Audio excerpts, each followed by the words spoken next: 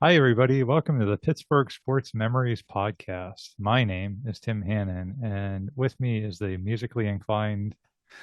Steven Word. No, there you go. You got the wrong word when it comes to singing. That's more of the my sister's domain.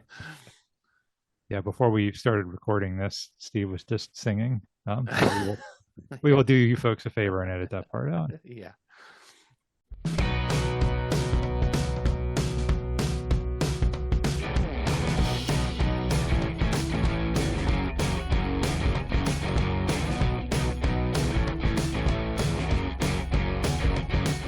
So this episode is one that I was really excited about because this is a Steelers season we've touched on in previous episodes, but we never really did a deep dive on it. And I know it's one that a lot of Steeler fans still talk about to this day. Anytime we post a clip or like an image from this season on our Facebook page, we always seem to get a strong reaction from folks who still seem to really cherish the memories from that year. So we wanted to do a proper episode on the 1989 Steelers season. Steve, what were you doing in the fall of 1989?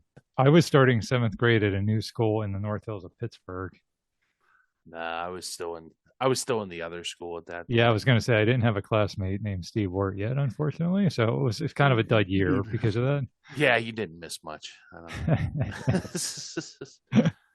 I think it was the first year I was by myself in school because my sister had graduated high school the year before, so I had that going for me, I guess. Okay, There you interesting, go. Yeah. interesting. Well, let's I guess let's just set the stage for this season with how about a fun fact? Between 1972 and the time we're recording this episode, which is a span of 50 plus years, the Steelers have only had seven losing seasons, which is pretty incredible. However, three of those seven came right before this 1989 season. So literally, this is the most miserable stretch of Steelers football in the past half century here in the late 1980s. In 1985, the Steelers go 7-9 and miss the playoffs. In 1986, they lose double-digit games, going 6-10. In 1987, they go 8-7. So hey, over 500 that season, that's a plus, right? Well, that record comes with a big fat asterisk because two of those eight wins came with the strike replacement players playing. Take those away, and the Steelers would have again been under 500. Maybe they should have kept the strike players. They were better with the strike players. Well, their quarterback that year in the strike was Steve Bono, who went on to have a pretty long and prosperous career. And Yeah. I think he might have done a little better than Mark Malone in his 40% completion percentage that year. I didn't realize like Steve Bono was the scab. Wow. Hmm. Yeah, And he still played. They still kept him in the NFL. And I they mean, did. never hear anything bad about the guy. Yeah, there's a lot of interesting guys who were scab players. I think Sean Payton was also one of the scab players, if I remember Well, correctly. that fits. That's on. That's kind of what I want to say. That's on brand, as the kids say, for Sean Payton. uh, so that's 1987. In 1988, the Steelers really hit rock bottom. They start the year 2-10, then win some meaningless games at the end just to cost themselves a shot at some Hall of Fame draft picks like Barry Sanders and Derek Thomas. And they finish at 5-11, which is the worst record of that 50 plus year stretch we talked about. It's also to this day the last time the Steelers have finished in last place in their division. One of the big problems is they can't draft to save their lives. I mean, they just keep ending up with these bust players. And the end result is the offense is putrid. The defense is no longer this tough, powerful defense that wins some games. Even the special team sucks. That 1988 season saw the Steelers set an NFL record that still stands to this day by having six punts blocked. Wow. Was that what did they have that three-step kicker or Harry something like Newsom was their yeah, punter. Yeah, yeah. yeah. And to be fair to Harry Newsom, I mean, it just wasn't a good unit in general. So I mean, I'll say this, like I bet the Steelers were like just stuck in like that mediocre place, like you said, like they're not bad enough to where they're gonna start getting like really top of the line Hall of Famers, but they're not good enough where they're gonna do anything. And there's a lot of teams that have like you kind of get like stuck in neutral. It's weird. It's a weird place to be sometimes. Yeah, that's a good point. You almost want to be like the worst team in the league for 3 or 4 years just so you can stock up with some really high draft picks. But they even had some like top 10, like John Ringstrow was a good example. He was a top 10 draft pick and he was terrible. Um, they had a couple other guys like that. They had not super high draft picks, but high enough to make an impact, and those guys didn't do anything. So, Yeah. and for Chuck Noll, the head coach, this is something he's just not used to seeing, right? This is the coach who took this nothing wasteland of a franchise, turns it into the greatest dynasty the NFL had ever seen. And now it's not just that he can't replicate the success of going to Super Bowls. He literally has one of the league's worst teams over this stretch in the late 80s. It's kind of like where Bill Belichick was like a year or two ago, huh? I think that's pretty comparable. Yeah, for Yeah. sure. I mean, Bailey Zapp wasn't getting it done for him. Not exactly. Yeah. No. Nope. In November of 1988, Sports Illustrated publishes a now famous cover with Noll and Cowboys head coach Tom Landry, and the headline reads, "Under fire, have NFL legends Tom Landry and Chuck Noll lost their touch?" Mm. Because at this time, Dallas is going through the same thing as Pittsburgh. Well, I think they changed ownerships too to someone we all know and love. They do. And then in 1989, that new owner for the Cowboys, Jerry Jones, makes the decision to fire Tom Landry. And that was massively controversial. And Tom Oh Landry, yeah, people were upset. Yeah, yeah, rightfully so. I mean, maybe they could have like been nicer, like, "Oh, you're just gonna retire to the front office or something," you know? yeah, yeah, it felt cold, it felt brutal. Tom Landry was also, Steve, at that point, he was the only head coach the Cowboys had ever had. That is wild, isn't it? Yeah. Yeah, yeah. But Dallas feels like they need to move on in order to be I'm not successful again. saying they were wrong. I'm just saying it would have been nice to have been handled a little better. That's fair. Yeah. But you're right, they absolutely weren't wrong. They needed to move on, even though it upset a lot of people, and obviously they had, good results because of that. So with those two guys being so closely linked by their success in the 70s and even by this SI cover, you had to wonder, is Chuck Noll's job in jeopardy at this point? Well, not exactly, but Dan Rooney, and remember, Art Senior had passed away by this point.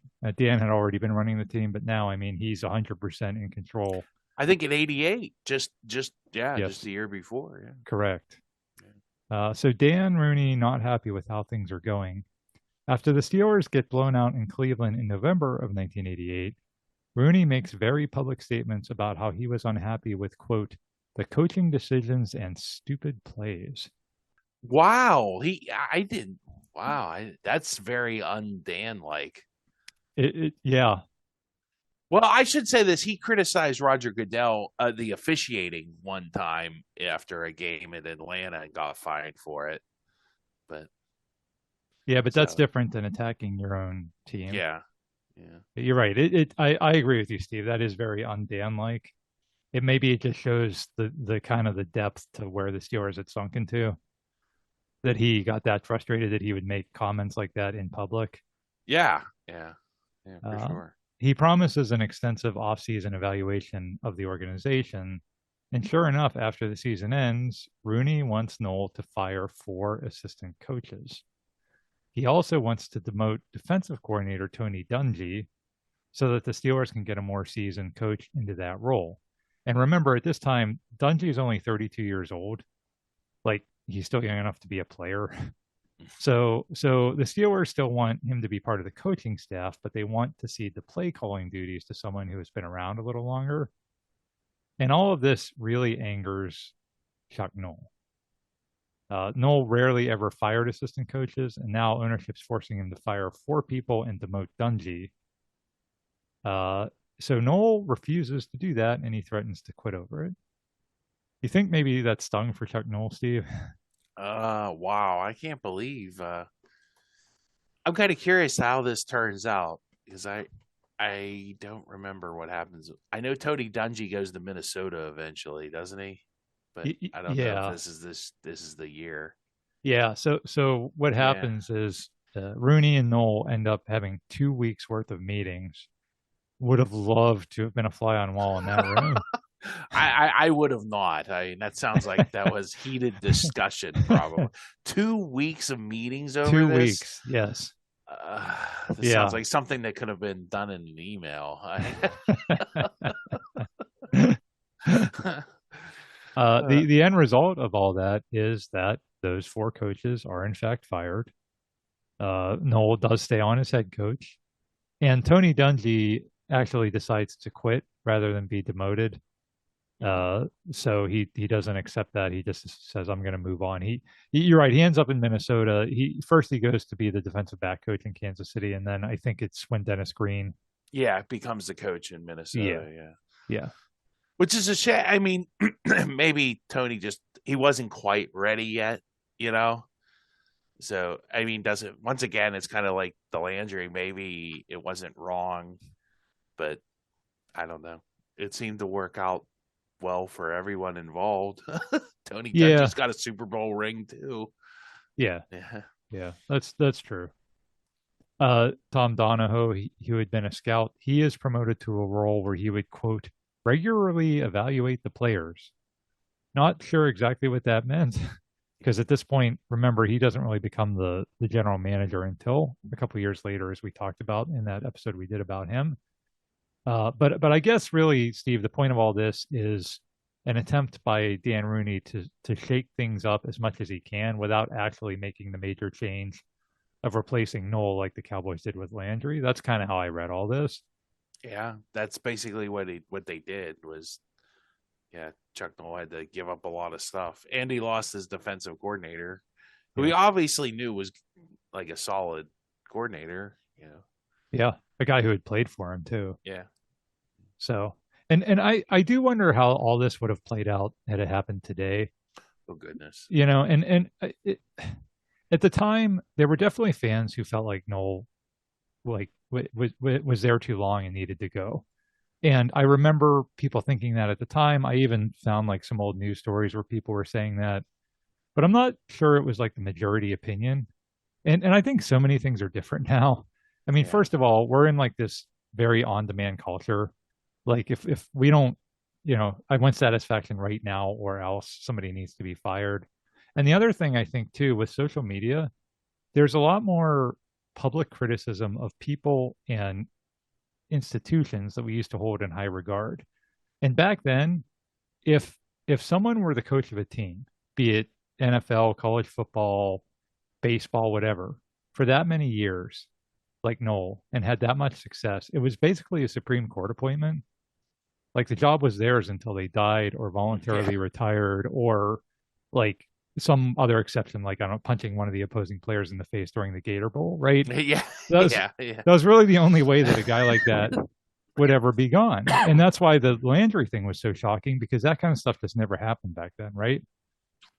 Oh yeah. I mean coaches got hired and fired, but not not with like teams like the Steelers and Cowboys. It was much different And you had a for lot more those guys that teams. were there for like years and years and years too, I feel Yeah. like. Yeah. And it was just normal. And it's not the case today. Well, I mean, I think you still have your team like Kansas City. How long has Andy Reid been in Kansas City now? And of course Tomlin here, but But even Andy Reid in Philadelphia, right? He was even forced out there and he had been there for a while. Like yeah, that's I'm sure it's really worked out poorly for him, huh? I mean, yeah, yeah. Good point. So heading into the 1989 season, the job is still securely Noel's. In fact, Dan Rooney even announces that Noel will, quote, remain with the organization for the rest of his career.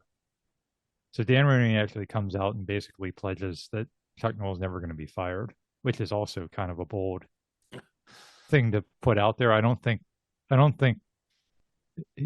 well, I can't speak for him. I know Art the second probably would never make a statement like that. He's much more, what's the word I'm looking for?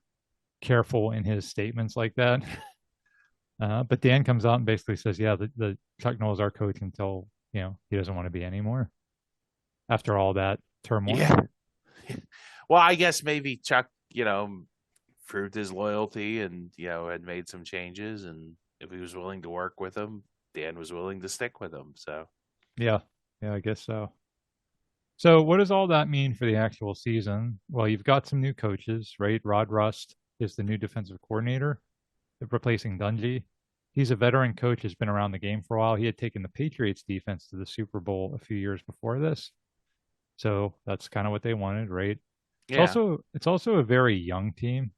Two-thirds of the roster has 3 years or less of NFL experience, including an NFL high 10 rookies. So Wow. very, very inexperienced team. They also have a quarterback, Bubby Brister, who seems to be kind of coming into his own now after 1 full year as a starter. In their 1989 NFL preview issue, Sports Illustrated declares that, quote, Pittsburgh is young and exciting, which is what a team on the rebound is supposed to be. So, how does all that work out? Let's start with week 1 at home against the Cleveland Browns. Pittsburgh's 1989 debut against the Cleveland Browns was a numerical nightmare. The Steelers managed just 53 yards of total offense while turning the ball over 8 times. As the mistakes multiplied, the margin of defeat reached staggering proportions. I couldn't believe it. I thought it was a nightmare or something. I had to pinch myself to really find out if this thing was really real. It's something that we'll keep with us, something that we'll never forget. The feeling of walking off the field and looking at the scoreboard and it's 51-0. How bad we felt, how bad the fans came down on us. You go to a restaurant and folks are looking at you like you killed their son. Everywhere you go, everyone's talking about how horrible the team looked. That was dramatic. He zoomed in on the 51-0. It remains to this day the worst margin of defeat in Steeler history. I mean, it's catastrophic. I don't really have a better word for it. 51-0. And this is, remember too, at this time there's no Baltimore Ravens. So Cleveland's the number one rival.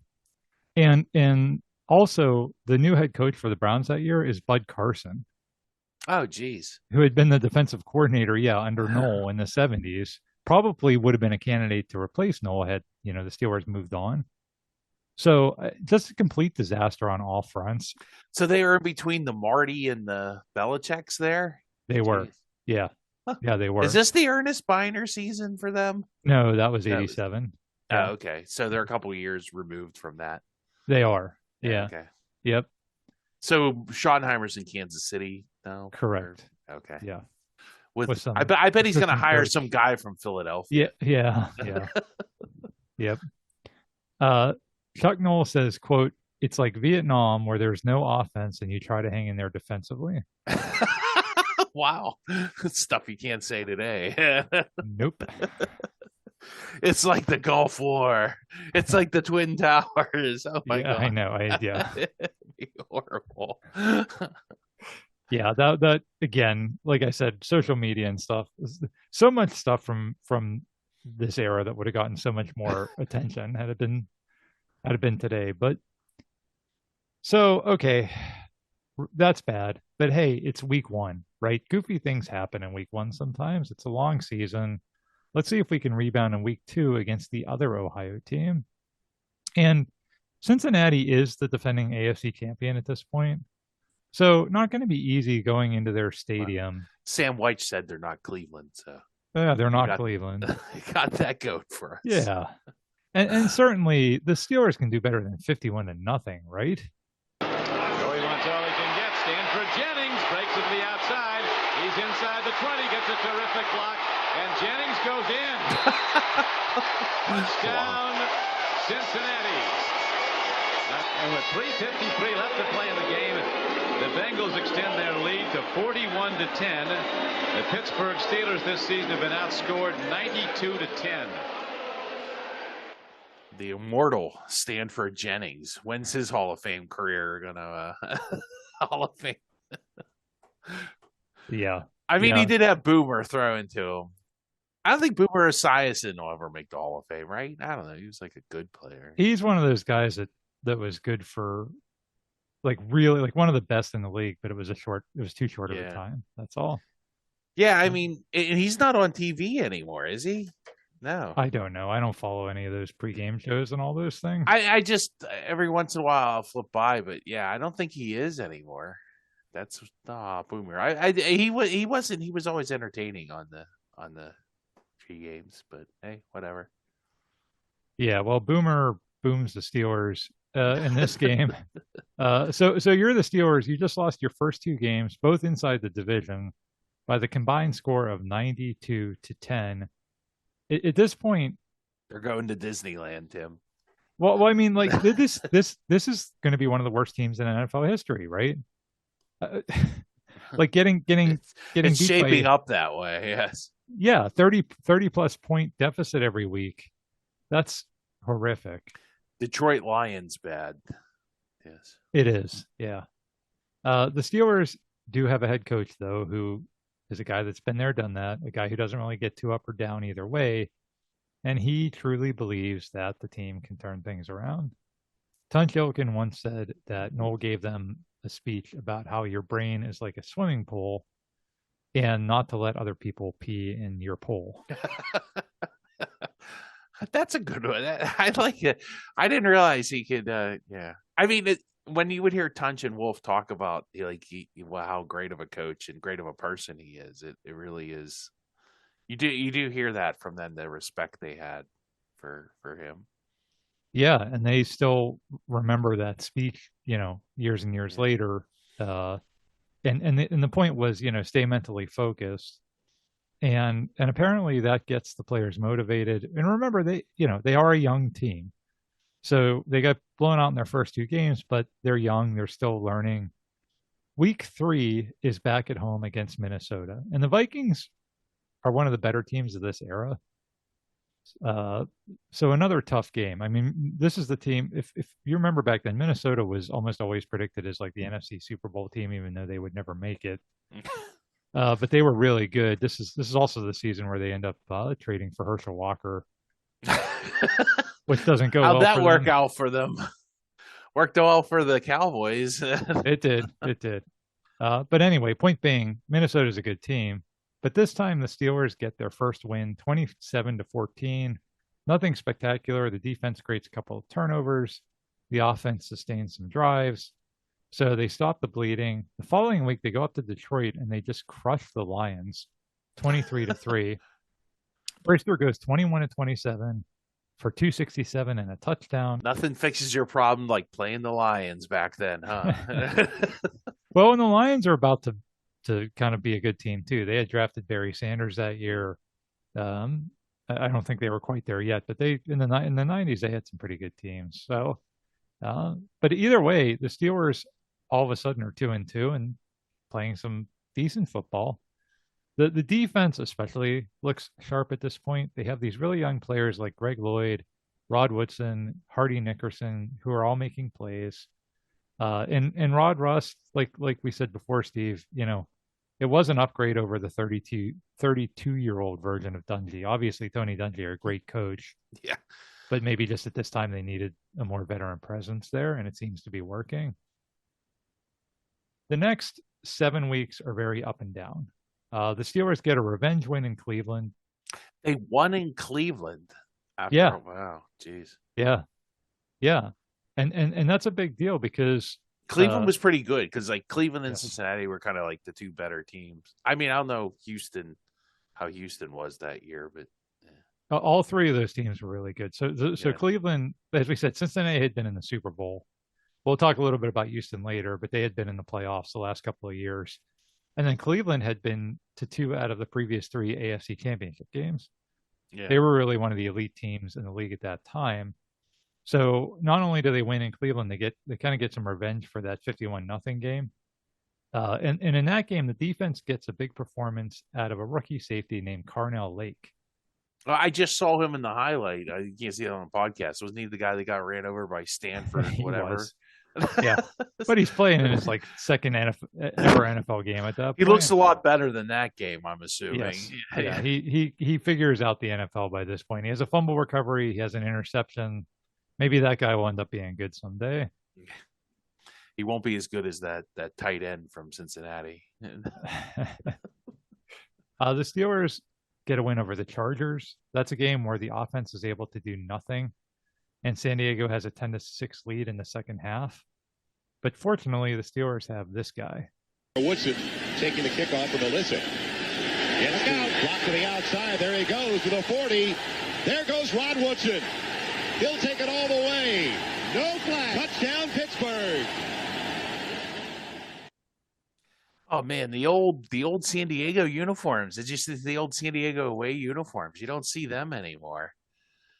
I don't know. I mean, the light blue ones are iconic, but I kind of miss those 90s all white there. But wow. Paul McGuire on the call, Three River Stadium, Rod Woodson. Hey. Yeah.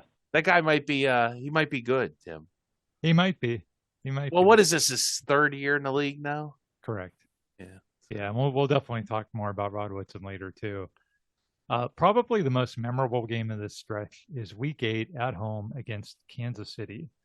The Chiefs had the AFC's Offensive Player of the Year, the guy who would go on to win the rushing title. Steve, I know you know who this is. I think it's a nightmare. I heard he's a nightmare to stop. Yes, a Nigerian nightmare. Christian Okoye, the Nigerian nightmare, is this big running back that Kansas City has. And they have Marty Schottenheimer, who loves to run the ball. So, yep, exactly. Yeah. So, huge test for this rebuilt Steelers defense. And Okoye does get 101 yards, and quarterback Steve DeBerg throws for over 300 yards. Steve DeBerg, he was old then. And he played for like another 10 years. Yeah, I know. I think didn't he back up Terry Bradshaw at some point? He backed up Joe Montana. Montana, that's it. Yeah, in like 1979. Right. And then I think he was on that Falcons team that went to the Super Bowl. Yes, he was. He backed up Chris Chandler in 1998, 97. Yeah.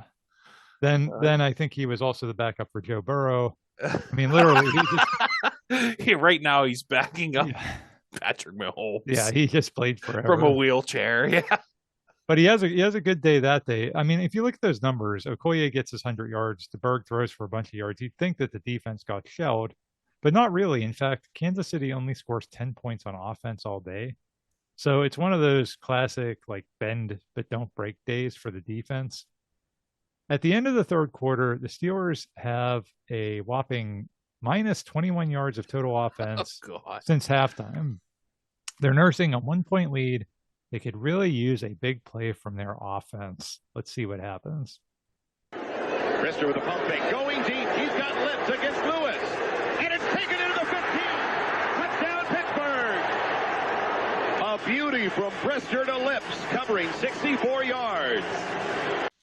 Wow, it was the late 80s, wasn't it? Good times. I mean, wow, what a fun season. I mean, that was a nice pass. The defensive back kind of went for the interception, but the pass was just too far out in front of him. It was a nice pass by Brister, it really was. And great route by Lips. I forgot about Lewis Lips. He was like a very solid receiver that played on some bad teams. Like if he would have played 5 years later, he probably plays in a Super Bowl. If he plays 5 years later or 5 years earlier, he's one of like the top 5 receivers in Steeler history easily. Easily. He just, like you said, he had Mark Malone throwing to him, he had Bubby Brister throwing to him, David Woodley, guys like that. It just it's unfortunate the timing he had, but he was a really, really good receiver. And Bubby, he had his moments. That was like a good example. Like they have minus 21 yards of offense in the second half. But then he heaves this really beautiful deep ball to Lips. And that was kind of the way that season went. I was at this game. I distinctly remember 2 things about it. One is that they were handing out Pro Set football cards for free. And I was so excited to get free football cards. The other is that my dad and I ate lunch at Wendy's in the Allegheny Center Mall before the game. And I left my jean jacket at Wendy's.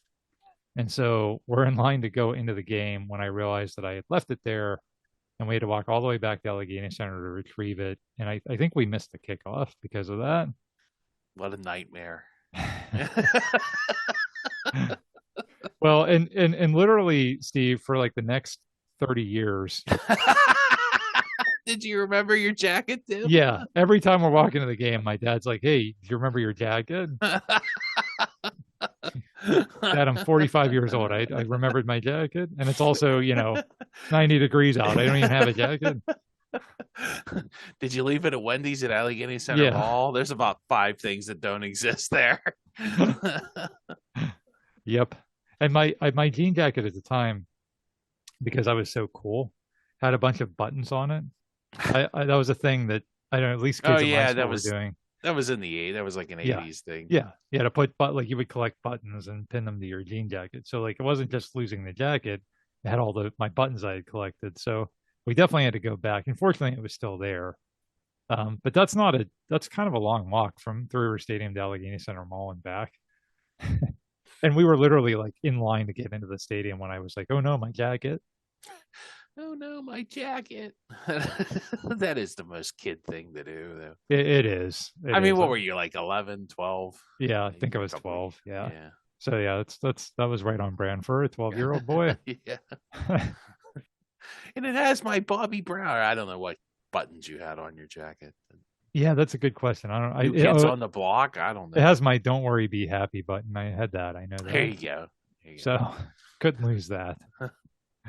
So the Steelers beat Kansas City. The formula for this team, it's pretty straightforward. Play solid defense, get help from the offense in spurts, and that should be enough to stack some wins. Well, unfortunately, that formula doesn't always work. I mentioned that this 7-week stretch had ups and downs. So big win in Cleveland, good win against San Diego and Kansas City. But also the Steelers are shut out at Houston, shut out at home against Chicago, and then only muster 7 points in a blowout loss at Denver. So if you're keeping track, we're at week 12 and the Steelers have now been shut out 3 times. I think I remember this is the year I heard that joke, why couldn't Bobby Brister go to his house? Because they put in an end zone in front of his door. Yeah. Yeah. Yep, that would have been applicable for sure. So despite that, they are 5-6, which it's respectable given how the season started. And it still has them in the hunt for a playoff spot.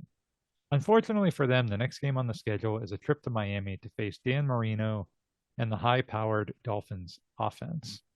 And that game starts just how everyone thinks it will. Miami goes up 14-0 before the first quarter is even over. So it's going to be another blowout, shutout kind of a game. But then something wild happens. It starts pouring rain. I remember this game. I remember this, Tim. This is really before I started watching, but I remember this because it's like a tale of two halves. Yep. Yeah. Yeah, and I mean, and it's not just rain, Steve. It's like a typhoon. Yeah, it's one of those Miami downpours. Yes. Yeah, and all of a sudden momentum shifts. First down at the 27 as Cooper splits to the right side. Fumble. And the fumble by Smith that is covered up and picked up by Lake. The lateral, Dwayne Woodruff has it. And it's a score. Wow, they're calling that a touchdown? He didn't go out of bounds. Dan Marino tried to make a tackle there. That's the definition of an unforced error. I mean, yeah, that's rain being rain. Yeah, the Dolphins, like Dan Marino hands the ball off, and the Dolphins running back doesn't even get hit, and he just drops the ball. Yeah, and Carnell Lake recovers and starts running, and as Dan Marino's trying to tackle him, he laterals, and Dwayne Woodruff somehow squirms down the sideline for a touchdown and like splashes his way into the end zone. Gosh, this is the old Joe Robbie Stadium, or is this? No, this is still the same one, right? Yeah. They just keep remodeling it and renaming it. So this is Hard Rock Stadium still. I believe so. At this point, It's not the Orange Bowl anymore. No, this is the one that's in Fort Lauderdale, I think. Either way, it's like submerged under a bunch of water. I remember this. I remember this game being like on the news. People talk about how they came back, and I remember this game. I do. Yeah, it's pretty incredible. Dwayne Woodruff, by the way, oldest player on that team and the lone holdover from the Super Bowl years. So it was cool to see him get that touchdown. But like Steve said, the Steelers come back. They score 34 unanswered points. Merrill Hodge has 3 touchdowns, the running back for the Steelers, and the Steelers actually end up blowing out the Dolphins in Miami. And like Steve said about kind of all the hype around that game, I I really remember that being the point where people shifted from, well, that it's nice that we don't suck as bad as we thought they would, to like, hey, we may actually have a contender here. And that was especially exciting because the next game was at home against the Houston Oilers, whom the Steelers now only trailed in the AFC Central by 1 game. And Steve, I was at this game, and I remember it was the most excited I had been to go to a Steelers game in probably my whole life. Well, I just have one question for you.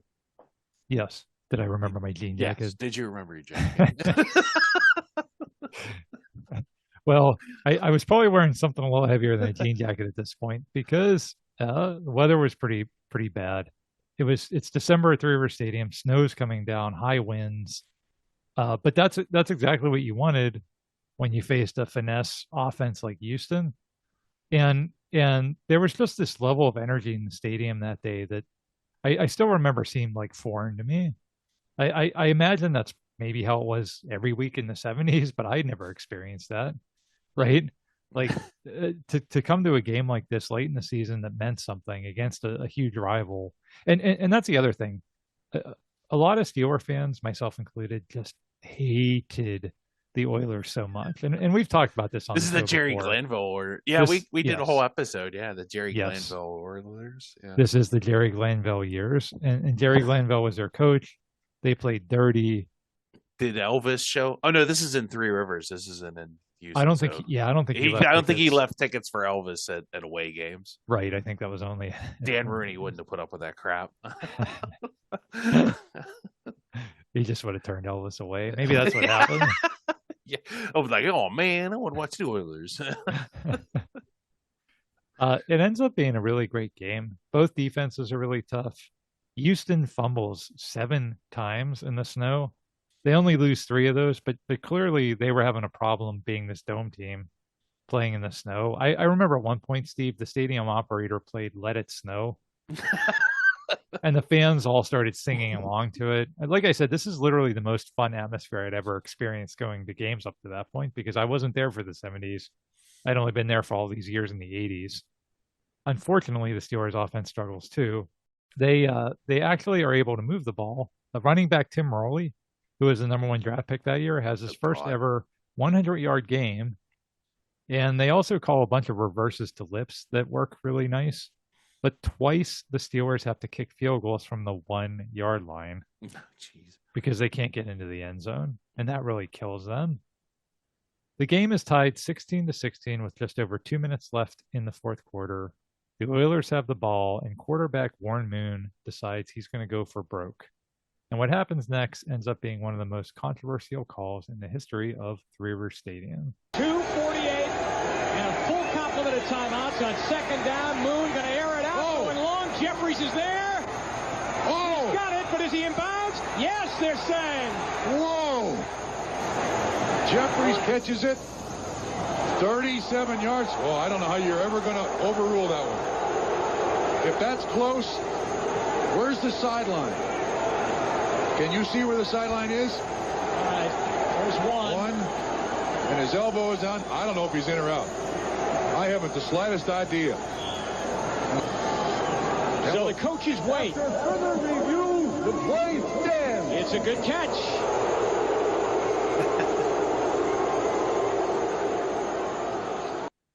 So this is the first iteration of instant replay, correct, Tim? That is correct. And so now they can replay anything, right? So I don't know the rules. And they can go back in time to like 1978 and replay something if they really wanted to.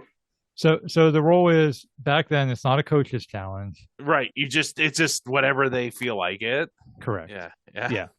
Yeah. And I cut most of that out. The replay guy takes a good 4 or 5 minutes to make that call. Yeah, there was no time limit either. They were just like, Yes, let's take our time figuring it out. And it's low def, so you really right. like the announcer's right. Like You can't your tell. guess is as good as mine. I have no idea. You Yeah. couldn't see the white because everything, and they had cleared the sideline, but you still couldn't see. Yeah, you couldn't tell the difference between where the sideline was and where the white part of the sideline was and where the snow was. Like you said, low definition TV, and they review it for an eternity, and they come back and they say good catch. Who knows? I think they were just sort of guessing at that point, or maybe because they called it a catch on the field, maybe Yeah, that they just stuck with the they call, just which stuck is with the fair call. enough. Fair It, enough. it is. Yeah. It is. Looking back on it at the time, I didn't think so. Obviously, being at the game, because what happens is that gives the Oilers eventually sets them up for the game-winning touchdown, and they win. And after the game, the Steelers are predictably ticked off about that call. Warren Moon actually references the 1979 AFC Championship game 10 years earlier and says it's kind of a bit of poetic justice. And fans are really bitter about it. Myron Cope even makes that his Christmas carol that year. Nice. So, but like you said, Steve, I think looking back on it, Stuff the Broncos. They were just yonking. Yeah, that was. yeah. Well, this one was the referee. I forget what the replay referee's name was, but I think that's who the song I think was it about. was Alfonso Ribeiro. It may have been. Yeah. But yeah, and this was also the season where you had the infamous Packers Bears asterisk game, Oh, the one that Mike Ditka. the Magic Man. Yeah, and that was another thing where they took 18 years to replay something and then said, yeah, I guess it's right what we said on the field. Is that still an asterisk in the Bears media guide? Yeah, yeah. Wow, nice. The Bears ain't giving that up. The McCaskies aren't giving. They're like, no. They have so little to hold on to, Steve. They have so little to hold on to. But I think people started like thinking, okay, we're gonna pause these games for like ever, just to end up, making the wrong call. What's the point? And it's replay low goes away. def. I think once high definition came in, that changed everything. Yeah. And that made it a lot like in high def, you would have been able to see more clearly, probably. And plus, they're better at cleaning the fields. Yes. That's typical like Three River Stadium lazy. Not. I mean, no me like speak ill of the grounds crew at Heinz Field, but they don't do much. It was a union job, Steve. They didn't get paid overtime to clear the snow. Hey, I'm in the union. Don't rip on the union. Look for the union label. A bunch of people just unsubscribed to our podcast. Hey, they were pretty good at hosing down the sidelines during that Raiders playoff game. So defrosting the field with water is a genius move. So anyway, that loss, it really hurts. It sucks out all the optimism because at this point the Steelers are 6-7.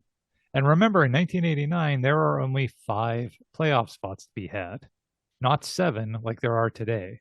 And there's only 16 games? Yes. Yes. So there's 3 games left in the season. Yeah, the Steelers have a losing record. That pretty much seems like a death knell. In fact, the headline of the Post-Gazette the day after the game reads, Oilers ice Steelers playoff hopes. Clever. Yeah. Did you see the pun there? Yes. Yeah. But the point being that everybody just assumed, okay, well, no chance at the playoffs at this point. I wonder what Twitter's reaction to all this was. Yeah. It was busy not existing. I'm sure it would have been anger. So yeah, Steelers are dead, but you know who doesn't feel that way is the Steelers. They beat the Jets and then they beat the Patriots. That game against New England, by the way, to this day, the coldest game ever played in Pittsburgh. It's 5 degrees at kickoff. Oh goodness, that is cold. And that was still in December, wasn't it? Yeah, that game against New England was December 17th.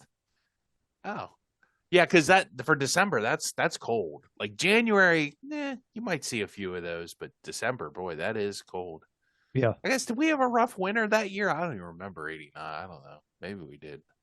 Yeah, I don't remember. But the only game that really came close was the The game against Las Vegas a couple of years ago Oh yeah. where they were honoring Franco Harris. Remember that game? Yeah, that was but that was more January. Or no, that That was was still, Christmas Eve. Yeah.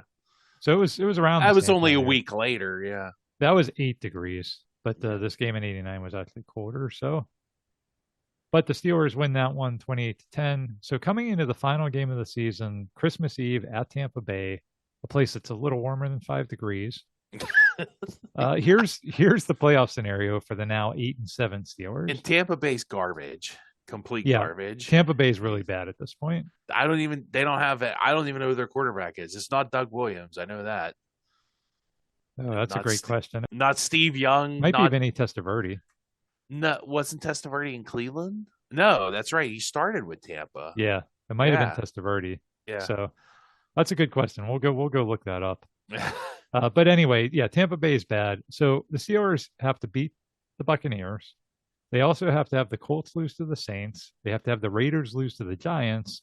And then in the Monday Night Football game, they have to have the Bengals lose to the Vikings. Oh, my God. Wow. Yeah. So that's a lot of things that have to happen. The Steelers do beat Tampa Bay. Rod Woodson's huge in this game. He returns the opening kickoff 72 yards, which sets up a touchdown. He later has a long interception return that sets up a score. And the Steelers do roll to a fairly easy victory over the bad Buccaneers. The Colts and Raiders also lose. So now if the Vikings can beat the Bengals on Monday night, then the Steelers will have miraculously made it into the playoffs for the first time since 1984. And Steve, I remember watching that game on Christmas night, the Monday Night Football game, really rooting for the Vikings. And it's a really close game. Ultimately, the Minnesota defense, which was really good at that point, forces 5 turnovers, and they win. And that means that the Pittsburgh Steelers, team who started the season losing 92-10, the team who had been shut out 3 different times, is going to the postseason. Just to put a bow on the quarterback situation in Tampa Bay, it was apparently Kerwin Bell and Joe Ferguson, whoever they are. Oh, gosh. Joe Ferguson had played for the Bills for a long time. Oh, my gosh. You actually know? I have no idea who these people are. I don't know who started that game, but... Yeah, Joe Ferguson was the quarterback in that game. Nice. So, yeah, he had been Buffalo's quarterback for, like, in the 70s. I mean, Joe Ferguson must have been really old at that point. But he was like when O.J. Simpson was the... Oh my gosh! Joe Ferguson. I thought Jack Kemp though. Jack Kemp was even. That was like 60s. Yeah. So there you go, Joe Ferguson. Anyway, the Steelers finished the regular season ranked dead last in the NFL on offense. I don't believe that any team before or since has qualified for the postseason while ranking dead last. They only have 1 win inside their division. They only have 2 Pro Bowlers, Rod Woodson and Tunch Ilkin. How is this team in the playoffs? And they beat Cleveland in Cleveland. That's their only win in the division? That's their only win in the division. Wow. Yeah. And not only, how are they in the playoffs, but what are they going to do when they get there? Are they just going to embarrass themselves? So before we get to talking about the playoffs, I do want to take a moment and just thank everyone who's gone out and got our new book detailing the history of the Steelers-Ravens rivalry. I very much appreciate the support and nice words from folks who have read it. And I wanted to mention 2 things about the book. Number 1 is you can find it on Amazon as a hardcover or an ebook, and you do not need a Kindle to read the ebook. You just need the Kindle app, and then you can read it on any device. Second thing is, if you've purchased it and you like it, could you please do us a favor and drop a review on Amazon? That would be a big help. And if you haven't read it, there's a link for it in the description to this episode. So please check that out. And thanks once again for supporting our show. So back to the 1989 playoffs. The AFC wildcard game is Pittsburgh at Houston. We mentioned how we all hated the Oilers, and now here we are in a playoff game. And thanks to that controversial call in the snow, this will be at Houston. Yep. Is Elvis there? Did Elvis make the game? No, Elvis had died in 1977, so probably not. Allegedly, Steve. Allegedly. Maybe he was there in disguise. We'll never know for sure. Like, oh man, these Oilers ain't playing so good today. This game also takes place on New Year's Eve, 1989. So literally, this is how we're closing out the 80s with a playoff game against the Oilers. New Year's. So it's going to be 1990 coming up. Yeah, It's going to be the 90s, man. It's hammer time. All right, cool. It is going to be hammer time pretty soon. Nice. We mentioned that Houston had a tough time in the snow, but they were virtually unbeatable at home in the Astrodome, and they had those super loud fans, super loud speakers. They allegedly. No, they really did have a really good fan base. Like, to be totally fair, those fans were until that idiot Adam screwed everything up. But yes. Yeah. There's another city that kind of deserves a Super Bowl. Like, I wouldn't be upset if Houston won a Super Bowl. They've been through a lot. They could probably stand to win there. Yeah, I agree with that.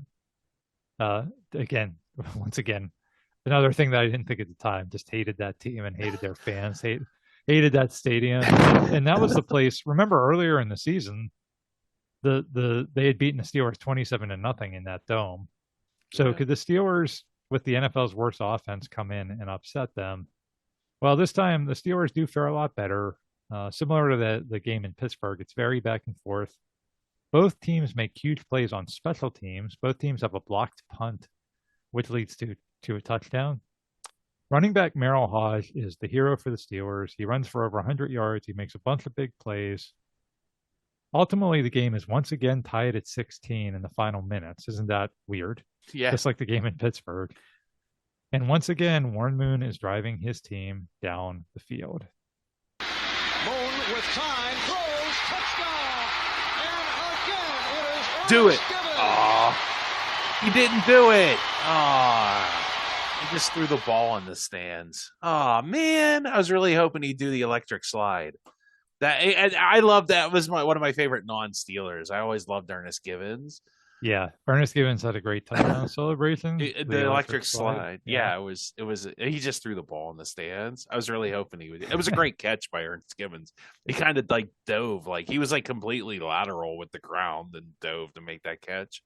So I forgot how good he was. He was really good.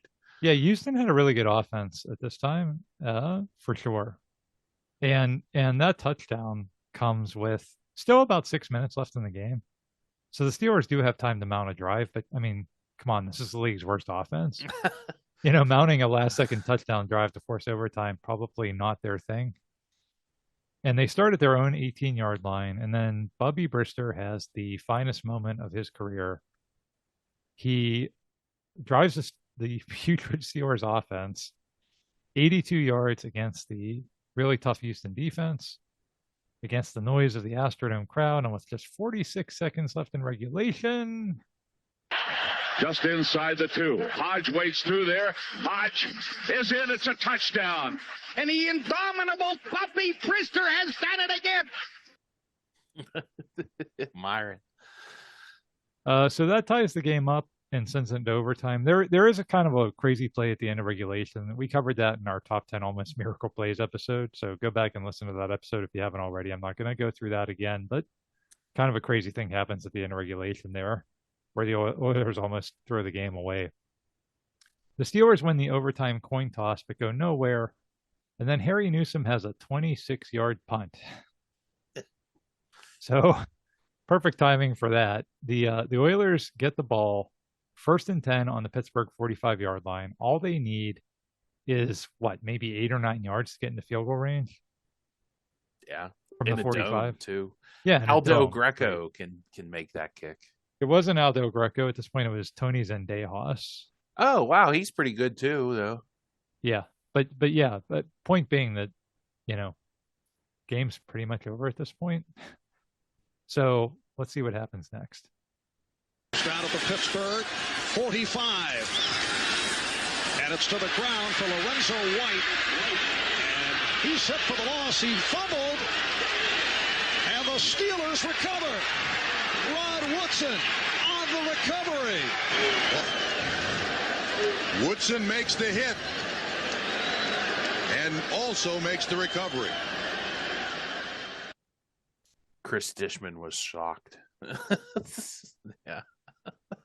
Was. That was like another reason to hate that thing. Chris Dishman was a cornerback for the defense, and he was a good player, but God, he was a jerk.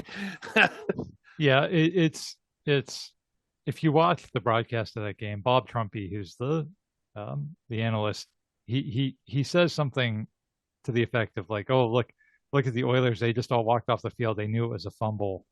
But Chris Dishman came off the sidelines to argue that call because he was Chris Dishman. What is Chris Dishman up to right now? I don't know. I'm sure he's listening to our show. Yeah. Hi. And we talked on the show before about Rod Woodson a lot. And if you want to know why we kind of feel like Rod Woodson's one of the top 5 Steelers of all time, it's stuff like this. That again, the game was over. The game was like they had Warren Moon. They weren't going to get another 5 or 6 yards or 8 yards or something to get in field goal range. That would have been easy. That the game was over. And Rod Woodson makes a Hall of Fame play. It was a tackle. He makes a tackle and forces a fumble and then recovers. Is it? Yeah. There's something Deion Sanders never did. That's true. Hodge then has an 11-yard run, and that sets up Gary Anderson for a 50-yard field goal attempt. This would win it. And Anderson's kick is good. The Pittsburgh Steelers have upset the Houston Oilers in the AFC wild card. Oh man, where's my banana sandwich? Yeah. That's crazy. What an upset, what a team. I give him a lot of credit. Yeah. Yeah, it's so unbelievable. This team that lost 92 to 10. Yeah. just won a road playoff game against one of their biggest rivals to close out the 1980s. It was such a satisfying win too, because not only did they exact revenge for all of us that were upset about that call in the snow, not only did they eliminate the disgusting, dirty Houston Oilers in front of their shocked home fans, but that loss also cost Glanville his job. He's fired a few days later. I to this day, Steve, it's one of my top 5 all-time Steeler moments. Like, I know we've seen Super Bowls, we've seen like the Steelers beat the Ravens in the AFC Championship game. This still stands for me as one of my favorite Steeler moments. Just Jerry Glanville getting fired, and yeah, it was just such a big deal. And remember, like at that time, for people our age, we didn't have the 70s. So this is the first time we're even experiencing something this dramatic and this exciting, really.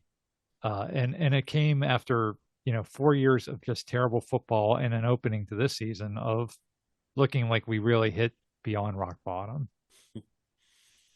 So now for the divisional round, the Steelers have to go on the road again, this time to number 1 seed Denver. The Broncos are the class of the AFC during this era. They've already been to 2 Super Bowls. They're gunning for a 3rd. Mile High Stadium, nearly impossible place to win at, especially in the playoffs. And also, the Broncos have the NFL's number 1 defense that season. And as we've mentioned several times, the Steelers have the league's worst offense. In fact, the Broncos had destroyed the Steelers earlier that season in Denver. And after that game, Broncos linebacker Carl Mecklenburg had said that the Broncos usually knew what play the Steelers were going to run, and that the Steelers' offense hadn't changed at all in the last 10 years. So, huge mismatch potentially here. How many Super Bowls did Carl Mecklenburg win? He might not have been wrong, though, to be fair. just saying. Yeah. Was this the Joe Walton? Was Joe Walton the coordinator?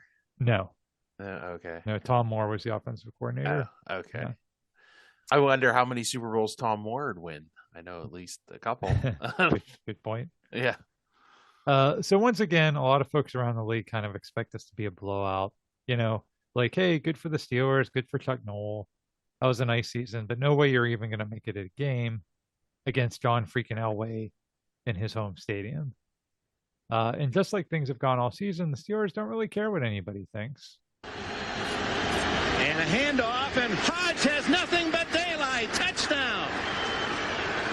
So So a 10-point underdog. The Pittsburgh Steelers have 10 points on the Denver Broncos early in the second quarter. Yeah, the Steelers jump out to a surprising 10-0 lead, as you heard there. Merrill Hodge, a week after he had that huge game at Houston, plays the absolute game of his life. He was a big game guy. He really, yeah. He had so many great big games, too. He was always clutching the playoffs for whatever reason. 180 yards of rushing and receiving. And again, this is the NFL's top defense. But Denver's a good team. The game goes back and forth. The Steelers have a 6-point lead in the fourth quarter, but John Elway leads one of those patented John Elway drives. And Denver takes a 24-23 lead with only 2:27 remaining in the game. So, down by one, can the Steelers offense make one final drive to send them to the AFC Championship game? Here is the first play of that ensuing drive. With only one timeout remaining, it takes a little bit of the running game away, but they only have to get into field goal range to win. Down the middle, dropped. Mark Stock had it right in his hands and couldn't hang on. That wasn't an easy catch, I'll say that.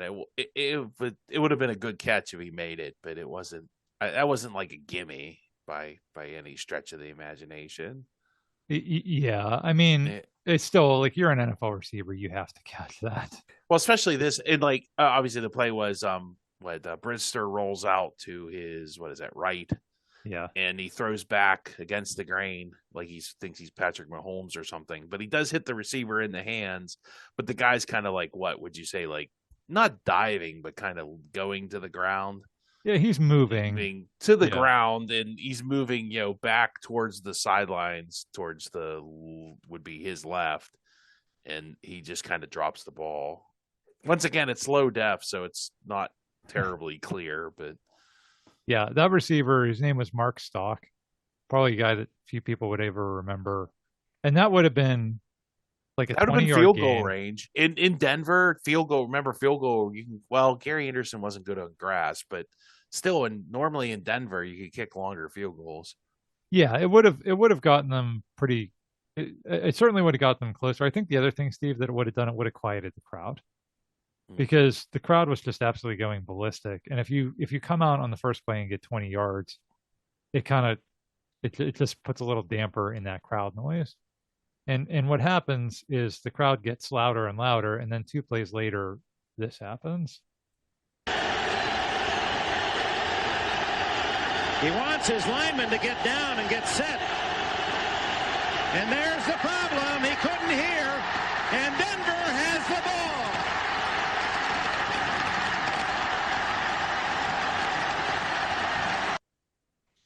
See, Bubbies just should have maybe called timeout there. I mean, I don't know if they had any. Yeah, it's almost worth taking the delay game penalty there if you're that discombobulated. Right. Yeah. Right. Yeah. I mean, you certainly hate to waste the timeout when you're trying to drive in the last 2 minutes. But you're right. If you're that discombobulated and nobody's on the same page, trying to run a play there probably is going to be disastrous, and it was. So that's how this dream season ends. The Steelers, after looking like they had one of the worst teams in NFL history, were within about 40 yards of playing at Cleveland for the AFC Championship. They would have had to play Cleveland. At Cleveland. Could you have imagined what that would have been like? Oh, my goodness. Wow. And they had won at Cleveland. And so, it obviously, Denver beats Cleveland in the championship game. They do, yeah. And there's no dramatics in that one. They just beat Cleveland. Correct. And then and then San Francisco destroys them in Super Bowl. Oh, that's that Super Bowl 55-10. Correct. Oh, wow. Yeah. Oh, yeah. So that was like the year San Francisco was like, what, 14-2 or something? Yeah, that was definitely like the height of the 49er dynasty. But still, I mean, nobody thought the Steelers could even compete with Denver, and they almost had it. So it would have been fun to just to have a Steelers-Browns AFC Championship game. That alone would have been historic. But it wasn't meant to be. The clock strikes midnight. So let's talk about the aftermath, and then also kind of like the legacy of this season. So first, the aftermath. Rod Rust, after that impressive showing by the Steelers defense, is hired to be the head coach of the New England Patriots, and that does not go well. Yeah, that's pretty ugly for a while there. Yeah, the team goes 1-15, and Rod Rust is fired after one season. That was the crappy owner though.